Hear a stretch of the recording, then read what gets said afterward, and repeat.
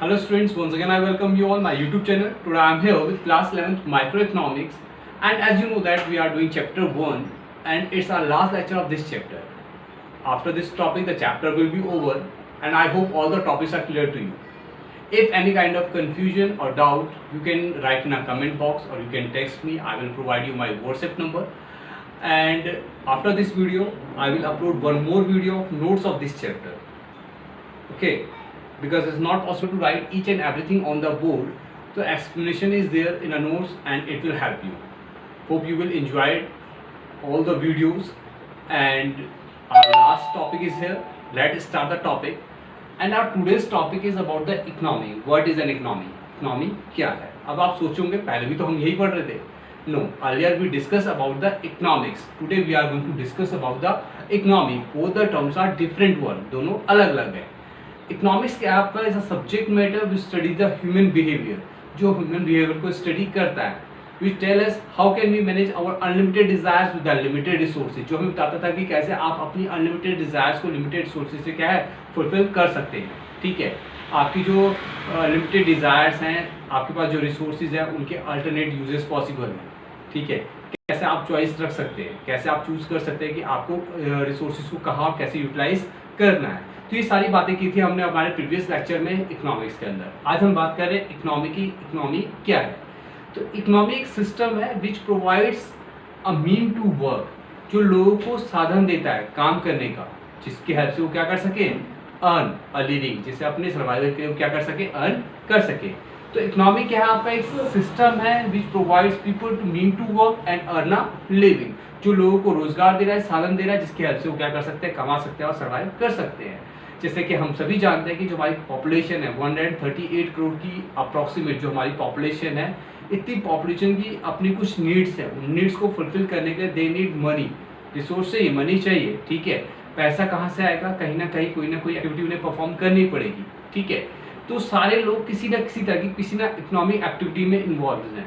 Many people are involved in agriculture activities, some are involved in allied activities, some are involved in industrial activities, and few people are there those who are professional like doctor, lawyer, engineer, teacher.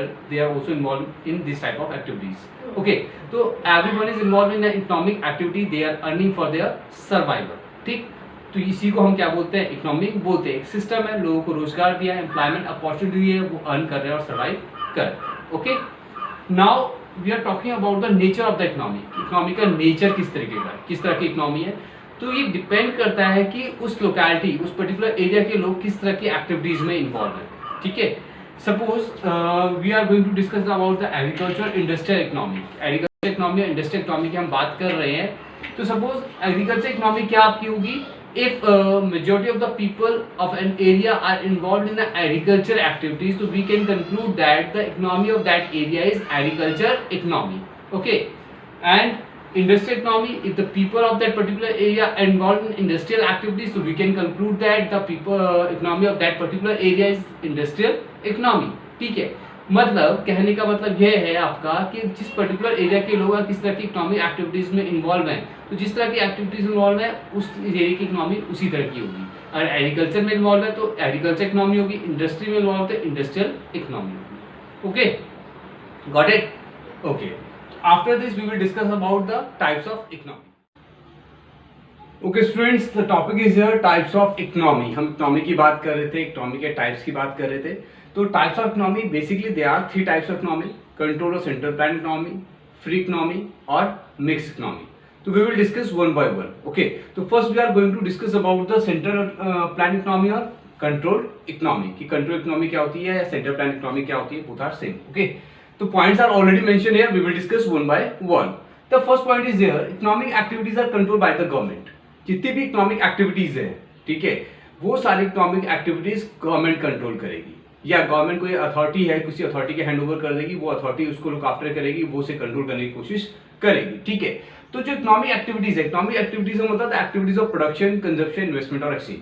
ठीक है, आप जो production कर रहे हैं, consumption कर रहे हैं, इन्वेस्टमेंट कर रहे हैं, बेसिकली 3 ही एक्टिविटीज इकोनॉमी के अंदर आती है: प्रोडक्शन, कंजप्शन और इन्वेस्टमेंट. ठीक है, तो जो 3 तरह की एक्टिविटीज है, पूरी एक्टिविटीज के ऊपर किसका कंट्रोल होगा? गवर्नमेंट का कंट्रोल होगा, गवर्नमेंट से कंट्रोल करेगी. Okay, the second is motive. तो whatever decision taken by the government, the sole motive is the social welfare. Government जो भी डिसीजन ले रही है उन सारे डिसीजन के पीछे एक सिंगल मोटिव होता है, वो होता है सोशल वेलफेयर। सोसाइटी का बेनिफिट होना चाहिए, उनका भलाई होनी चाहिए, ठीक है। तो गवर्नमेंट के डिसीजन कभी भी सोसाइटी के अगेंस्ट नहीं होते। Third one is consumer is not sovereign. Consumer not sovereign का मतलब है यहाँ पे कि कंज्यूमर को कोई चॉइस नहीं दी जाएगी तूने क्या कंज्यूम करना है, ठीक है। Government will decide what to produce and whatever they will produce consumer will consume that particular commodities, okay.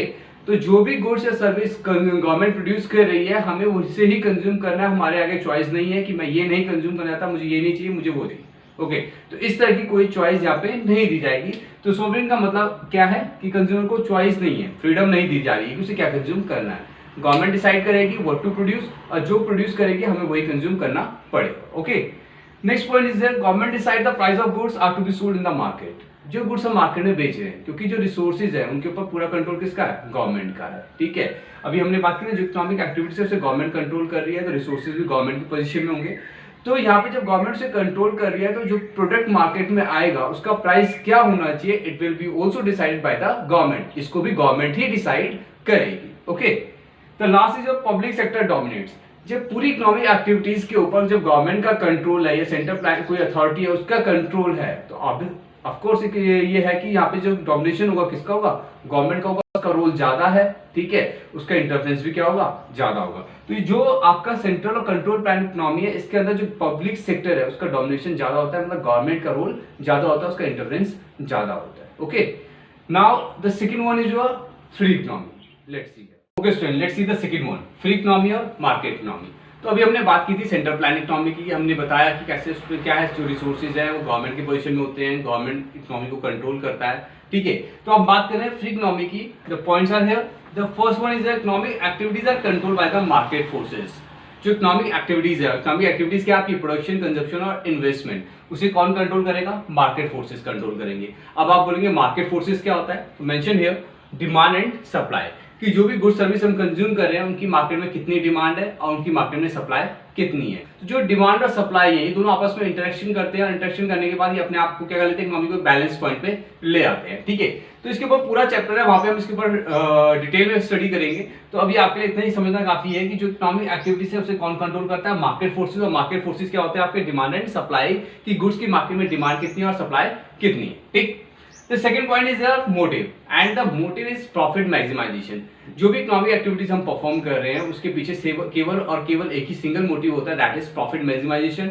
इसमें सोशल वेलफेयर को इग्नोर किया जाता है और जो प्रायोरिटी होती है किसकी होती है, प्रॉफिट को मैक्सिमाइज करने की होती है, कि कैसे हम अपने प्रॉफिट को बढ़ा सकते हैं, ठीक है। तो third one is consumer is sovereign. Consumer sovereign का मतलब कंज्यूमर के आगे चॉइस है, consumer are free to choose goods और सर्विस ऑफ हिज और हर लाइकिंग, ठीक है। जो कंज्यूमर है अपनी पसंद के गुड्स और सर्विस चूज करने के लिए क्या है, फ्री है, वो अपनी पसंद के हिसाब से क्या है गुड्स और सर्विस को कंज्यूम कर सकता है, ठीक।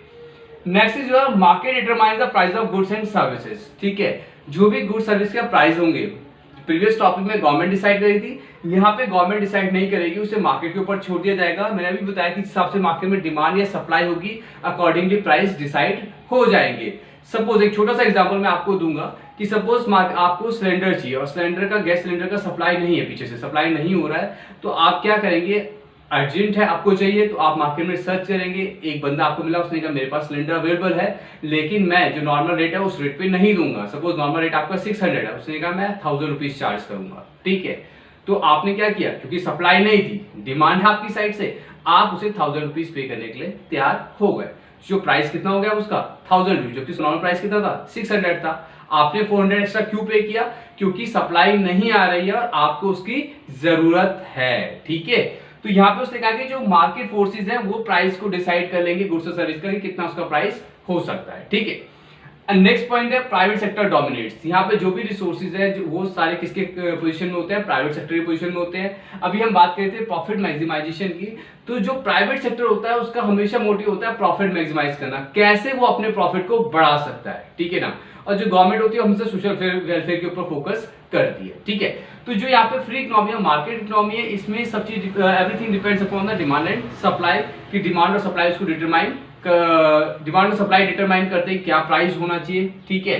जो इकोनॉमिक एक्टिविटी है उसे भी डिमांड और सप्लाई कंट्रोल कर रहे हैं। जो प्राइवेट सेक्टर है यहाँ पे डोमिनेट्स होता है, प्राइवेट सेक्टर का रोल ज्यादा है, गवर्नमेंट का रोल यहाँ पे नहीं होता है, ठीक है। तो इस तरह की इकोनॉमी को हम बोलते हैं फ्री इकोनॉमी और market economy. Got it? Okay, now the third one is, let's see. Okay student, the third is mix economy. Mix का मतलब आप जानते हैं कॉम्बिनेशन, ठीक है। जब बहुत सारी चीजें सामने आती है उसको होता है मिक्सचर, है ना। तो मिक्स इकोनॉमी की बात कर रहे हैं। मिक्स इकोनॉमी की हम यहाँ पे बात कर रहे हैं, यहाँ पे कॉम्बिनेशन है सेंट्रल प्लान इकोनॉमी का और फ्री इकोनॉमी का, ठीक है। Means is having a features of central plan economy और फ्री इकोनॉमी, दोनों के फीचर्स आपको यहाँ पे देखने को मिलेंगे, ठीक है। तो first point is economic activities are controlled by the market forces but regulated by the government. जितनी भी इकोनॉमिक एक्टिविटीज है उनको जो गवर्न करने का काम है किसका है? मार्केट फोर्सेस का है। लेकिन उनके ऊपर जो रेगुलेशन होगा, जो नियंत्रण होगा, कंट्रोल होगा, किसका होगा? गवर्नमेंट का होगा। गवर्नमेंट से कंट्रोल करने की कोशिश करेगा, क्योंकि दोनों इकोनॉमीज है यहाँ पे, मिक्स इकोनॉमी है, दोनों के फीचर्स हैं, तो यहाँ पे दोनों का ही रोल होगा, ठीक है ना। तो अगर मैं इसके एक छोटा सा एग्जांपल आपको सेट करता हूँ, लेटेस्ट एग्जांपल है कि सपोज हाँ, अभी जैसे आपका चल रहा है कि कोविड-19 ये प्रॉब्लम चल रही है हमारी इकोनॉमी के अंदर, सभी का पूरी ऑल ओवर है, पेंडेमिक है ये, ठीक है। तो जैसे अभी क्या हुआ था, जब इनिशियली ये प्रॉब्लम आई थी तो उस टाइम पे अनाउंस किया गया था कि सबको सैनिटाइजर यूज करना है, मास्क यूज करना है, ठीक है। तो उस टाइम पे आपने देखा होगा मार्केट में क्या हुआ था कि क्योंकि प्रॉब्लम थी, अनाउंस हुआ कि ये बीमारी बहुत तेजी से बढ़ी, there is need to use the mask और सैनिटाइजर। तो क्या किया था आपको पता है? मार्केट में जितने जो स्टॉक अवेलेबल था उन्होंने क्या कहते हैं, उन्होंने प्राइसेस एकदम बढ़ा दिए थे, ठीक है। जो मास्क 20 रुपीज का था मार्केट में 100 रुपीज तक का सेल होने लगा था, सैनिटाइजर के प्राइस बढ़ा दिए थे, ठीक है ना।